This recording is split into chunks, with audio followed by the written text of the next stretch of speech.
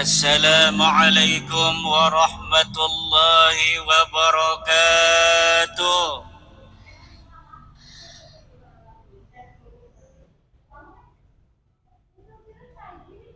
Assalamualaikum warahmatullahi wabarakatuh.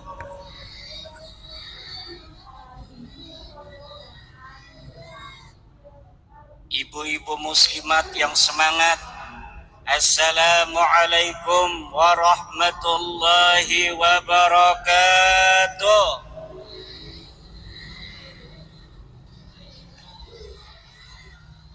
Siapa kita? Siapa kita? NKRI. Alhamdulillah. Alhamdulillahil malikil hakim. Al-jawadil karimil azizir rahim. Fattariqu ilaihi wadihun lil qasidin. والدليل عليه لائح للناظرين والصلاة والسلام على سيدنا محمد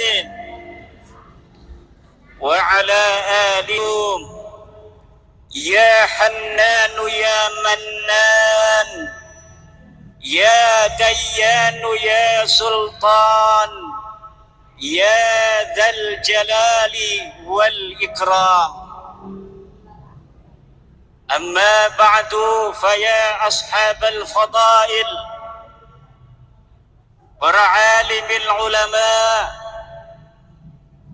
وبالخصوص رئيس Syuriah PCNU Kabupaten Garut صاحب الفضيلة Kiai Haji Amin, pimpinan Pondok Pesantren As-Sa'adah, Ketua Tanfidiyah PCNU Kabupaten Garut, Kiai Haji Encep, Kiai Haji Aceng Abdul Rahim, Ketua MUI Kabupaten Dandim dan jajarannya, para lembaga-lembaga dan Banom NU Kabupaten Garut, RMI PCNU Garut, LBM PCNU Garut, Lakspedam PCNU Garut, dan yang paling membanggakan Pagar Nusa PCNU Kabupaten Garut, yang pada hari ini ketuanya menjadi ketua Panitia Halal Bihalal PCNU Garut, Ketua Muslimat PCNU Garut, Ketua Ansor PCNU Garut, Ketua IPNU, dan seluruh Ketua MWCNU se-Kabupaten Garut, serta seluruh Ketua Ranting se-Kabupaten Garut. Semoga Allah melimpahkan keberkahan kepada seluruh pengurus NU Kabupaten Garut. Amin. Dan tak lupa kepada seluruh warga Nahdliyin, warga Nahdliyat Kabupaten Garut.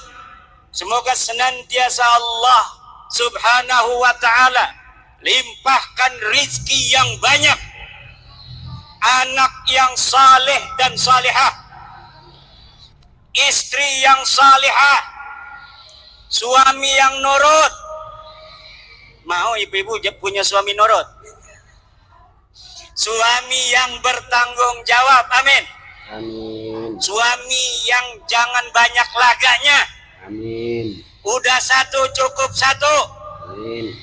Amin kata muslimat, diem kata bapak-bapak. Dan para pelajar-pelajar NU Kabupaten Garut, jangan salah pilih suami nanti. Amin. Pilih suami yang soleh. Suami yang soleh itu cirinya yang pakai sarung. Sarungnya sarung putih. Pakainya jas coklat. Pakai sorban putih. Itu ciri-ciri calon suami yang soleh. Amin ya robbal. Setuju, Bu?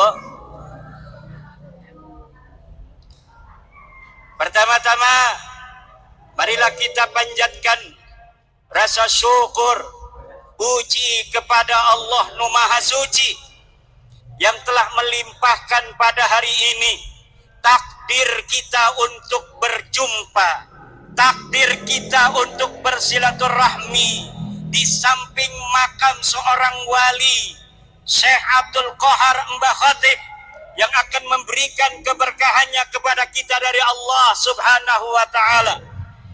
Yang dengan hadirnya kita hari ini, Allah insya Allah, amin ya rabbal alamin, akan mudahkan segala urusan kita. Yang sakit di hari ini, ya Allah, sembuhkanlah dengan barokah silaturahmi pada hari ini. Amin, amin. Yang punya hutang, ya Allah, Amin. lunaskan hutangnya, ya Allah. Amin. Yang punya masalah dengan istrinya, hampir mau bercerai, langgengkan jodohnya, ya Allah. Amin. Anaknya yang nakal, anaknya yang gak mau ngaji, dengan barokah silaturahmi ini, ya Allah, jadikan anaknya anak yang saleh dan salehah. Amin, amin, amin. Anak yang mau ngaji, Amin. anak yang mau belajar agama Allah. Amin ya rabbal Alamin. salawat beserta salam, mari kita sanjungkan kepada baginda alam, Habibi wa qurratu aini, Muhammad ibn Abdullah, man huwa syamsun, man huwa badrun, man huwa nurun fawqa nurin, man huwa iksiru wa ghali, man huwa misbahus suduri, jaddal hasani wal husaini, sayyidina wa maulana Muhammad, Allahumma salli alaihi. sayyidina wa maulana Muhammad, Allahumma salli alaihi. sayyidina wa maulana Muhammad. Allahumma salli alaihi. Hadirin warga NU Kabupaten Garut, Nahdlatul Ulama hari ini telah memasuki abad yang kedua. PBNU mencanangkan tema untuk abad yang kedua ini, merawat jagat, membangun peradaban. Merawat jagat, membangun peradaban. Mari kita sama-sama ulangi. Merawat jagat, merawat jagat. Sejak NU didirikan 1926, NU bergerak membimbing umat. Kiai-kiai pesantren diorganisir untuk bersama-sama mengawal umat Islam agar menuju apa yang diridhai oleh Allah dan Rasul-Nya. Kiai-kiai NU mengawal umat bergerak melawan paham Wahabi ketika itu, yang menuduh kiai-kiai pesantren terkena penyakit TBC, takhayul, bid'ah, dan khurafat. Kiai-kiai kita juga sejak berdirinya mengawal bangsa Indonesia untuk mencapai kemerdekaan Indonesia. Setelah merdeka 1945, Rais Akbar Nahdlatul Ulama Hadratus Syekh Hasyim Asy'ari membuat fatwa resolusi jihad, kewajiban untuk setiap umat Islam untuk mempertahankan negara kesatuan Republik Indonesia yang baru saja dimerdekakan. Dari mulai resolusi jihad tanggal 22 Oktober, umat Islam di seluruh Indonesia bertekad karena sudah adanya fatwa ulama bahwa kita wajib mempertahankan negara kesatuan Republik Indonesia ini. Maka tanggal 10 November umat Islam di Jawa Timur bergerak menuju satu titik untuk mengusir tentara sekutu yang waktu itu sudah datang ke Surabaya.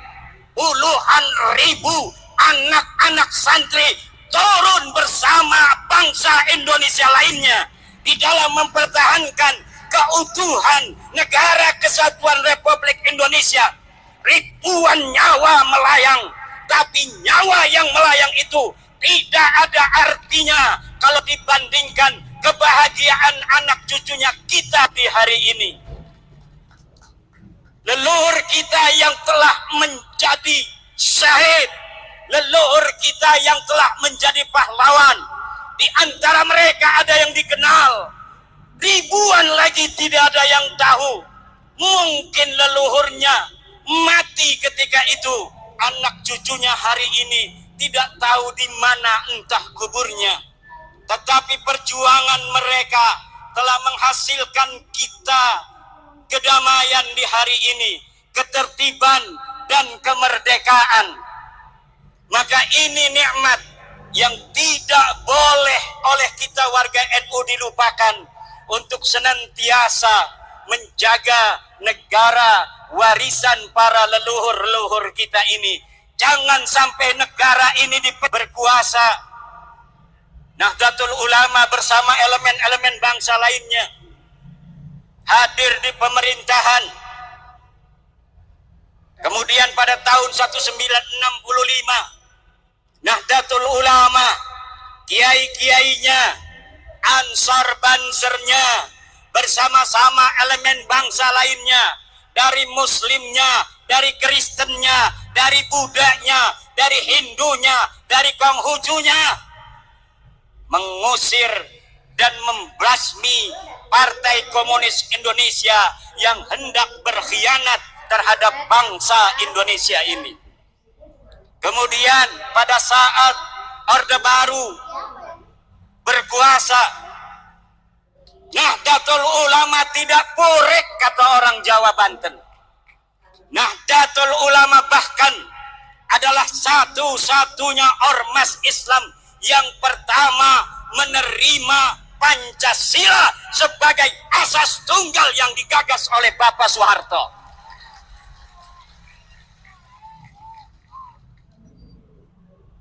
Kalau ormas lain mungkin sudah turun ke jalan, ormas terbesar oleh pemerintah Soeharto ditinggalkan, keberadaan yang besar dinafikan. Tetapi ulama-ulama kita tidak pernah mempunyai catatan bondong pada pemerintah. Ulama-ulama kita tidak pernah ada catatan menggerakkan rakyat untuk melawan pemerintah. Tidak ada. Kesetiaan Nahdlatul Ulama terhadap negara kesatuan Republik ini bersifat final, mutlakon, bila qayyidin, baik qayyidin lazimin maupun qayyidin ghairi lazimin, mutlakon, bahwa negara kesatuan Republik Indonesia ini adalah bagi Nahdlatul Ulama bersifat final. Setelah reformasi hadir seorang putra Nahdlatul Ulama, Sayyidi Syekh Abdurrahman Wahid, Gus Dur, Allah takdirkan memimpin negara kesatuan Republik Indonesia. Pada zaman SBY, kemudian gerakan-gerakan radikal muncul di Indonesia. NU bersama warga bangsa lainnya berjuang bagaimana gerakan-gerakan radikal ini bisa diberantas dari Indonesia. Abuya Dimyati berputra Abuya Muhtadi. Abuya Muhtadi berfatwa bahwa gerakan-gerakan radikal semacam HTI, FPI harus dihilangkan dari Indonesia. Sebelum negara Indonesia ngeh terhadap HTI dan sebagainya, Abuya Muhtadi Dimyati sudah berfatwa terlebih dahulu beberapa tahun yang silam bahwa HTI harus dibubarkan dari Indonesia.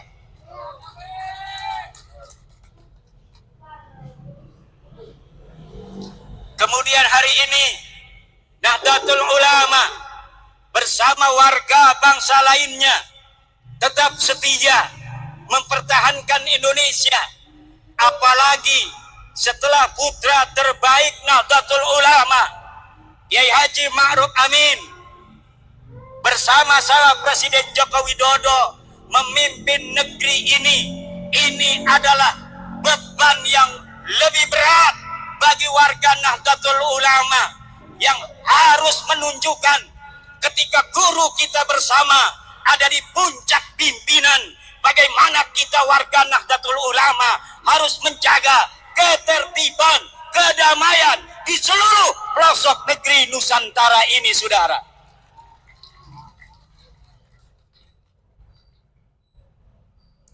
Indonesia ini negeri yang baldatun tayyibatun wa rabbun ghafur. Islam datang dibawa oleh Wali Songo. Islam datang dibawa oleh Wali Songo. Islam datang dibawa oleh Wali Songo. Islam datang dibawa oleh Islam datang dibawa oleh Islam datang dibawa oleh Wali Songo. Islam datang, catat, dibawa oleh Wali Songo. Yang sekarang Nahdlatul Ulama mengkristalkan ajaran Islam Wali Songo dengan tawaran konsep Islam Nusantara. Kita Islam, tapi kita Nusantara. Kita Islam, tapi kita adalah Indonesia. Kita Islam dengan kesadaran bahwa ada saudara-saudara kita sebangsa yang berbeda. Berbeda agama, berbeda suku, berbeda adat istiadat, berbeda budaya, berbeda bahasa. Ini harus lahir di dalam kesadaran kita, sehingga kita sebagai umat Islam bijaksana sebagai mayoritas di dalam mencetuskan setiap gagasan-gagasan kenek Indonesia Raya. Kita Bhinneka Tunggal Ika, berbeda-beda tapi satu. Kita ada berbeda dari sisi budaya, tapi walaupun kita berbeda-beda, kita tetap satu jua, yaitu Indo.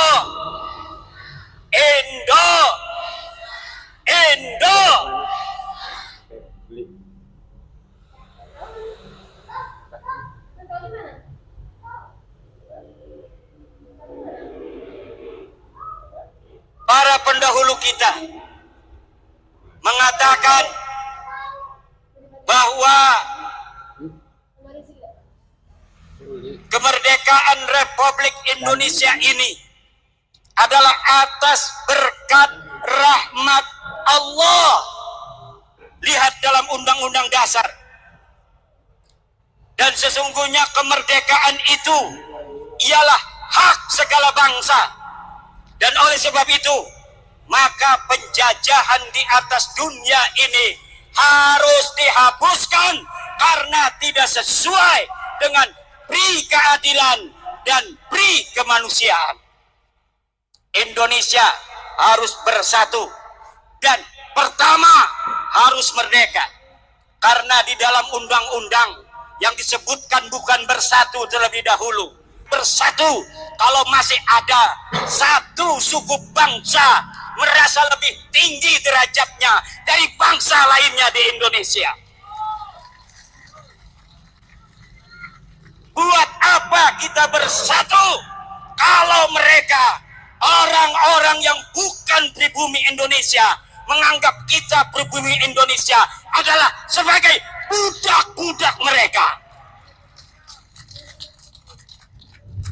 Wahai pemuda-pemudi Garut, hai pemuda-pemudi Jawa Barat, hai pemuda-pemudi Pajajaran, hai putra-putri Siliwangi, hai putra-putri Aceh, hai putra-putri Sumatera, hai putra-putri Kalimantan, hai putra-putri Sulawesi, hai putra-putri Maluku, hai putra-putri Papua, hai putra-putri Nusa Tenggara, hai putra-putri Bali, hai putra-putri Madura, hai putra-putri tanah Jawa, kalian adalah pewaris-pewaris negeri Indonesia ini.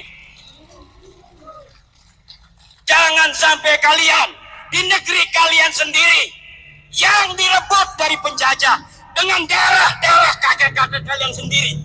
Kemudian negeri ini, kehormatan kalian, kalian gadaikan, kalian jadikan hal yang menghinakan daripada perjuangan kakek-kakek kalian sendiri. Jangan menjadi budak dari bangsa-bangsa selain kalian.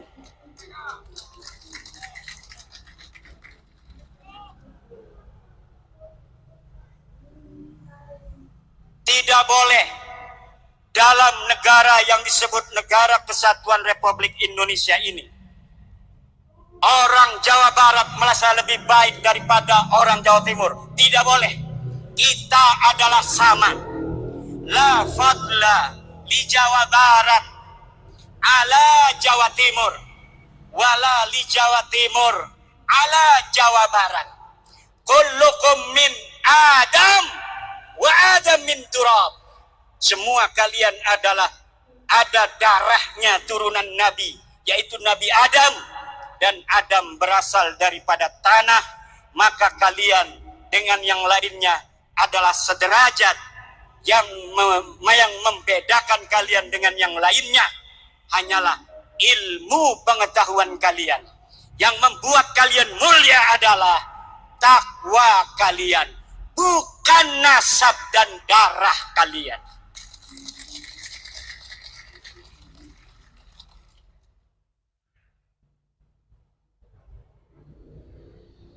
Kullukum ummahatukum waladnakum ahrara fala takunu abidan li ghairikum.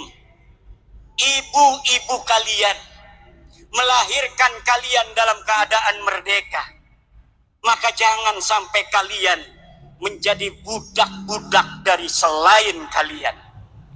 Di hadapan Allah kita adalah sama. Tidak boleh di dalam Negara Kesatuan Republik Indonesia, tidak ada di dalam ajaran Islam ta'lihul inas wa ta'nisul ilah. Tidak ada menuhankan manusia dan memanusiakan Tuhan. Yang ada adalah kita wajib untuk tunduk dan patuh hanya kepada Allah Subhanahu wa ta'ala. Kita diperintahkan oleh Allah hanya taat kepada Allah dan taat kepada orang-orang yang diperintahkan oleh Allah untuk kita taati. Siapa dia? Ati'ullaha wa ati'ur rasula wa ulil amri. Taatilah Allah, taatilah Rasulullah, dan taatilah orang yang mengurus kalian. Walaupun dia bukan keturunan daripada Raden, kalau dia jadi RT, wajib dia ditaati karena dia adalah ulil amri.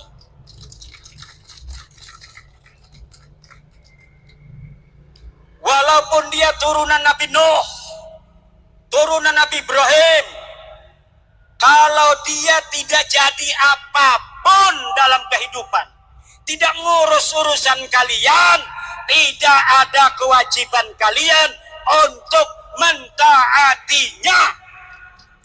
Tidak ada. Tapi walaupun abdun habasiyun, hamba yang hitam legam, kalau dia memegang urusanmu, dia menjadi ketua RT, ketua RW, dia menjadi lurah, dia menjadi camat, dia menjadi bupati, dia menjadi gubernur, dia menjadi presiden, dia menjadi ketua organisasi, maka dalam lingkup urusan-urusan yang menjadi tanggung jawabnya, kita sebagai rakyatnya, kita sebagai anggotanya, wajib untuk mentaati mereka.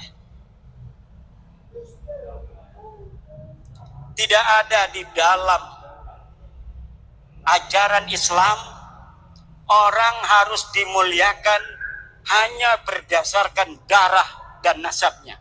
Tidak ada. Ada orang-orang yang memperkosa saudara, memperkosa hadis-hadis Rasulullah tentang ahli bait. Kemudian hadis-hadis tentang ahli bait itu dibawa maknanya untuk diri mereka. Kemudian dengan itu mereka doktrin umat, mereka doktrin jamaah untuk buta hati mereka, hanya melihat cinta dari mereka, tidak melihat cinta dan ajaran selain mereka, sehingga cinta dan ajaran selain mereka dimunafikan.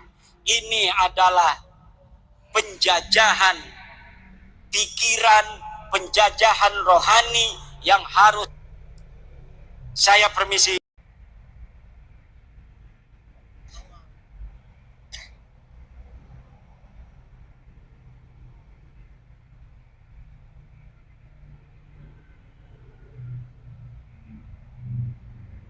Allah berfirman, "Walaqad karramna bani Adam." Dan sungguh kami telah memuliakan anak Adam. Allah lah yang telah memuliakan kalian, wahai orang Garut, wahai orang Limbangan. Maka jangan hinakan kalian di hadapan siapapun atas nama apapun, kecuali di situ ada perintah Allah Subhanahu wa taala. Kehinaan yang diperbolehkan adalah kehinaan di hadapan orang tua kita. Waqfid janah, harus tawadu, harus menghinakan diri di hadapan ibu kita, di hadapan ayah kita. Wa man fi ma'nahuma indal ulama wa huwal masyayikh. Kalau dia bukan ibu kalian, kalau dia bukan ayah kalian, kalau dia bukan guru kalian, walaupun katanya dia kiai, walaupun katanya dia ulama, maka tidak ada kewajiban bagi kalian untuk menghormatinya dengan menghinakan orang tua dan guru kalian yang mengajari kalian sendiri. Artinya, apabila ta'arud antara menghormati orang tua dengan menghormati ulama itu, maka orang tua harus didahulukan terlebih dahulu. Sekarang ini doktrinnya beda. Kalau engkau mencintai cucunya Rasul, walaupun ibumu sakit, maka engkau harus hadir apabila ada panggilan juang. Kalau ada panggilan jihad. Jihad apa? Negeri kita ini sedang tenang, saudara. Negeri kita ini aman, tentram. Ngedengerin ceramah juga bisa sambil beli cilok. Ngedengerin ceramah juga bisa sambil ngopi, bisa sambil ngerokok. Banser begana begini juga nggak ada apa-apa sebenarnya mah. Pura-pura sibuk. Aman tentram, betul nggak? Cuma banser ingin menunjukkan penghormatan pada kiai-kiai saja. Sebenarnya nggak ada apa-apa. Negeri kita ini aminatan mutmainnah, aman dan tentram.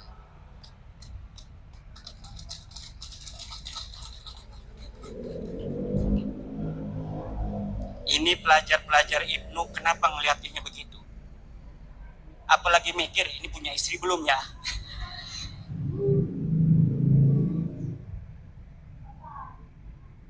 Gampang, saya tinggal ngontek Kiai Amin. Ya iya. Saudara-saudara kaum muslimin rahimakumullah. Yang terjadi hari ini adalah orang-orang yang memegang mic, tapi dia tidak memegang hati. Dia asal bicara, walau kadangkala menyakiti ratusan juta bangsa Indonesia. Bagi yang cinta pada dia karena sudah buta, mereka membenarkan mereka. Karena yang diajarkan adalah kebutaan. Yang diajarkan cinta. Dipanggilnya pengikut itu muhibbin. Tidak seperti Rasulullah memanggil pengikutnya dengan sebutan ashab. Imam Syafi'i memanggil murid-muridnya ashab. Para kiai memanggil pengikutnya santri. Tidak ada yang memanggil muhibbin. Para pecinta itu tidak ada, saudara. Muhibbin itu buta, karena sehingga yang menjadi pengikut mereka amat disebut ashab. Maka ketika Nabi Muhammad tiada, murid-muridnya para sahabat ini kemudian menjadi orang-orang tinggi derajatnya. Bahkan bisa mengalahkan Rasulullah, dapat menguasai tanah yang lebih luas. Sehingga mereka tanah yang dikuasai itu menyebut la ilaha illallah. Itulah murid-murid Rasulullah yang disebut ashab, bukan disebut muhibbin.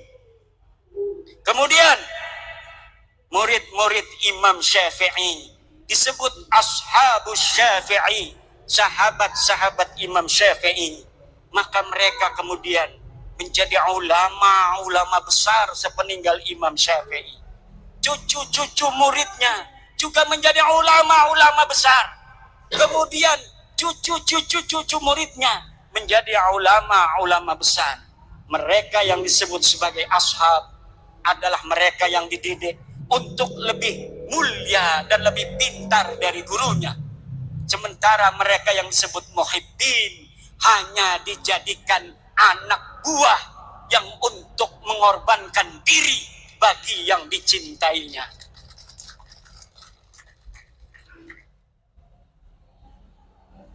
Saudara-saudara kaum muslimin rahimakumullah, apalagi mereka yang berceramah di media-media sosial, di hadapan publik, belum pernah riyadhah hati,